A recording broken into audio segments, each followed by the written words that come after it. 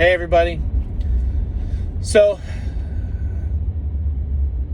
I just did the video on trying to understand racism, or at least the gentleman that I had spoken to at one point in time. And I wanted to do this video because this was another conversation that we had that I thought was fascinating. And it has to do with millennials. So when I was at the fire department, I had a millennial partner, and he's a super good guy and, very well spoken, carries himself well, and just an all-around good person. And because I'm analytical, it took me a couple years to really start to wrap my mind around him and how his generation functions. And I have a couple other friends that are millennials too. And I actually came to an understanding about millennials that I thought was fascinating. So this is how I look at millennials. I believe that millennials were lied to. I believe that they came up in an education system where they were sold a bill of goods that was pretty much a flat out lie. They were told, get a college education and you can have what you want. Get a college education and you can have the American dream. You can have everything. And this was programmed into them. And it was programmed into our whole society about college educations. That's why right now we have no people that can do skilled work. And we have people with master's degrees doing skilled work because we need skilled workers, not college educations. So I was floored as I came to this realization, because I'm like, these people have been lied to their entire life. They've been sold a bill of goods. And then this is the greatest atrocity in probably American history, next to slavery, because slavery is definitely the most egregious. I don't know. All right, I'm gonna roll it back, because slavery was horrible. What we did to the Indians was horrible too. So there's a whole list. This is just one of them, and I'm just gonna leave it at that. We programmed our children to believe that the answer to all their problems was a college education. So we graduated them through an inept education system. We sent them to college.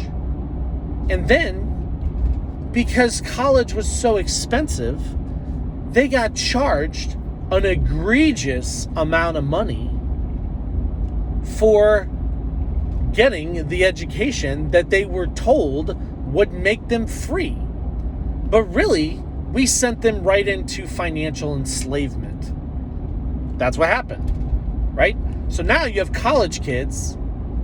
They're not college kids anymore. These guys are 30 now, right? Can't buy a house, can't have nothing. Why? Because they got $250,000 of student loans. They got this, they got that. They signed all these loans, which some of the loans aren't even signed. They actually just replicated them. Robo-signed them. And not only that, they're buried in student debt. They are literally enslaved in debt and can never have anything because their future was stolen from them by a bunch of financial people that committed predatory lending practices, no different than in 2008 when they were doing the mortgages, to take the future away from children and kids that didn't understand what student loans meant, didn't understand the level of debt because they were never educated on it. And then they entrapped their families into it. So, millennials are fascinating because they did what the human will always do, what any intelligent being will do. They adapted. Here's what they did. They decided that they were never going to have financial freedom. So, they started to value other things rather than money. And the bankers and the financial people can't figure them out. Organizations can't figure them out. People that work with them can't figure them out. Well, I can figure them out. They care about relationships. They care about their families. They care about time more than money. Time is more valuable than money.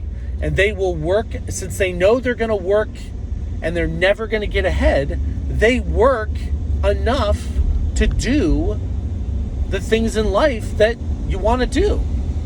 They are living life and they value their friendships. They value their experiences. I was on the Appalachian Trail last week and I met this kid. And he was telling me, he got in the fire department and he said it was really bureaucratic, tried to be a cop. And he's like, it was bureaucratic. I didn't like it. He said, so I drove Uber for a year and I saved up enough money and I'm starting my hike all the way to Maine on the Appalachian Trail. And I'm thinking to myself, yeah, you're a millennial.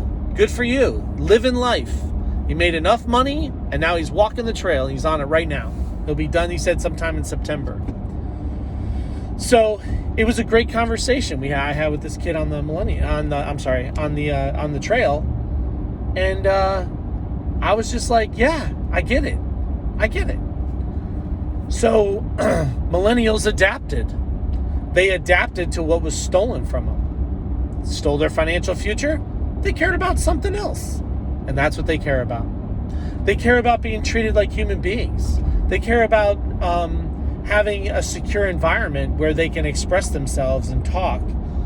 And they care about communicating and conversing and having relationships. That's what they care about. That's what they're looking for. They're human beings. So when I talked to my buddy and I explained that to him, I said, let me guess. She doesn't really want to work that much. He goes, no, she doesn't understand. You gotta work hard and you gotta get it and you gotta go get it. And I'm like, but that's not what she has. That's not the life she lived. She had all that stolen from her. And it's a tragedy that these kids, these people, they're not kids, they're adults. I mean, they're completely adults. That it hasn't been wrapped around our minds what motivates them, because pretty much we never asked. We just say they're lazy, they're entitled, they're this, they don't know how to shut their mouth, they don't know their place. Well, what's their place?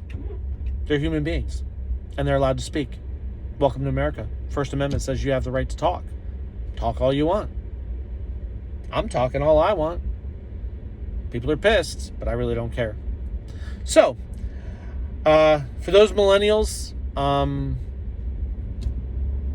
you guys seem to value the journey of life more than people above you or older, and good for you. Keep doing what you're doing.